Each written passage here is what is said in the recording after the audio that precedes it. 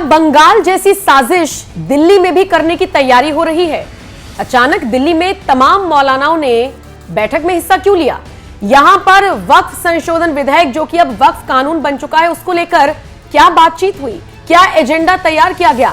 दिल्ली में एक बड़ी साजिश रची जा रही है क्या, जिसको लेकर अब चर्चा है? नमस्कार, आप देख रहे हैं एनएमएफ न्यूज, आपके साथ मैं हूं नमता चौधरी। ये जो बातें मैंने आपसे कही, ये बातें मेरी नहीं है, ये सवाल मेरे नहीं है।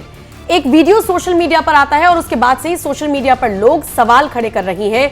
यहां तक कि एक यूजर ने तो ये तक लिख दिया, सावधान दिल्ली, दिल्ली का हाल बंगाल जैसा बनाने के लिए अवैध वक्फ बोर्ड माफियाओं की बैठक। दिल्ली में रोहिंग्या भी हैं, बांग्लादेशी भी हैं और देशद्रोही तो हैं ही। मतलब ये एक रेड अलर्ट है, आपकी एक भूल शैतान को हावी कर सकती है। अब जरा इस 42 सेकंड के वीडियो को देखिए।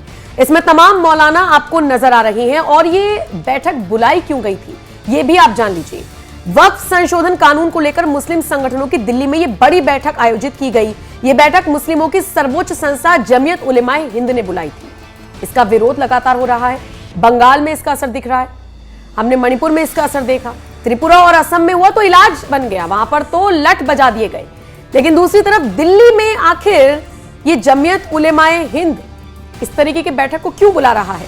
ये वीडियो पहले आप देख लीजिए। ये है, अभी जो आप हुदरराम से बातचीत की, वो सलाह मशवरा दिया है, ये रिटर्न होना चाहिए। जुबानी बात हमने सुन ली, कुछ नोट किया नहीं।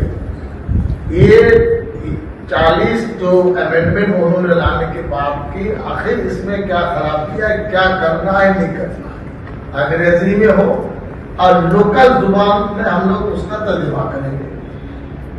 अच्छा, अब इसके बाद हम लोग ये चाहते हैं, आप हमें बताएं, हम लोगों ने ना कर दिया जब कानून को नहीं बोलते, मसला कोर्ट ने बता दिया नहीं माने। अरशद मदनी साहब ने आपको बताते चले, मौलाना महमूद मदनी की अध्यक्षता में जमीयत की वर्किंग कमेटी की बैठक हुई। हजारों की संख्या में देश के अलग अलग इलाके से मुस्लिम संगठनों के प्रतिनिधि इस बैठक में शामिल हुए और नए वक्फ संशोधन कानून को लेकर इन्होंने मंथन किया। आपको बता दें, जमीयत ने वक्फ संशोधन कानून को सुप्रीम कोर्ट में चुनौती भी दी है।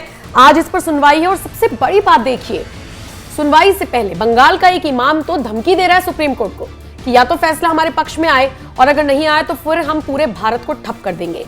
शुभेंदु अधिकारी जो कि बीजेपी के नेता है बंगाल में, वो लगातार इस मुद्दे को उठा रहे हैं कि आखिर इतनी हिम्मत कहां से आ रही है। दूसरी तरफ किस तरीके से राजनीतिक प्रतिक्रियाएं आ रही हैं वक्फ संशोधन कानून को लेकर, इन्हीं प्रतिक्रियाओं के साथ आपको छोड़े जा रहे हैं। बाकी आप इस खबर पर और मौलानाओं ने जिस तरीके से दिल्ली में ये बैठक बुलाई अचानक से, और इसको लेकर ऐसे सोशल मीडिया पर दावे किए जा रहे हैं कि भाई दिल्ली में भी कोई साजिश रचने की तैयारी हो रही है, इसे लेकर आप क्या राय रखते हैं? कमेंट करके अपनी राय जरूर दीजिएगा। बिना डंडे के मानेंगे नहीं।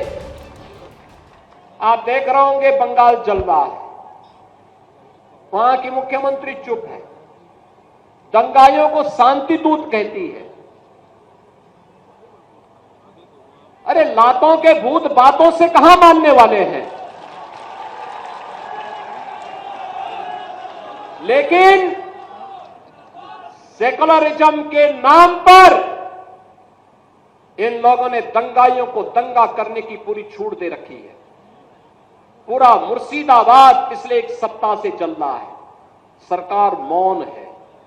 बहनों और भाइयों, इस प्रकार की अराजकता पे लगाम लगनी चाहिए और मैं धन्यवाद दूंगा इस बात के लिए वहां की माननीय न्यायालय को, जिन्होंने वहां पर केंद्रीय बलों की तैनाती करके वहां के अल्पसंख्यक हिंदुओं की सुरक्षा की व्यवस्था करने के लिए कदम उठाया है और आज केंद्रीय बल वहां पर तैनात है। आपने वहां की पीड़ा सुनी होगी, सब लोग मौन है। कांग्रेस मौन है मुर्शिदाबाद के दंगों पर, कांग्रेस मौन है, समाजवादी पार्टी मौन है, टीएमसी मौन है। वे धमकी पे धमकी दिए जा रहे हैं, समर्थन कर रहे हैं। बांग्लादेश के अंदर जो हुआ था उसका समर्थन कर रहे हैं बड़ी बेशर्मी के साथ।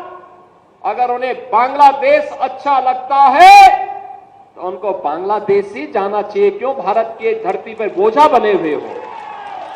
क्यों भारत की धरती पे बोझा बने हुए हो?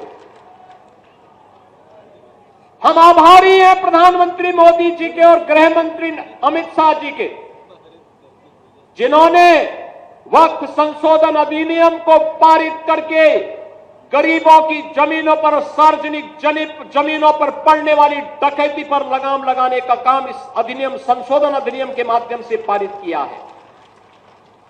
अब ये जमीन जो वापस आएगी, बहनों और भाइयों, इसमें हॉस्पिटल बनेंगे, इनमें गरीबों के लिए मकान बनेंगे, हाई राइज बिल्डिंग बनेगी,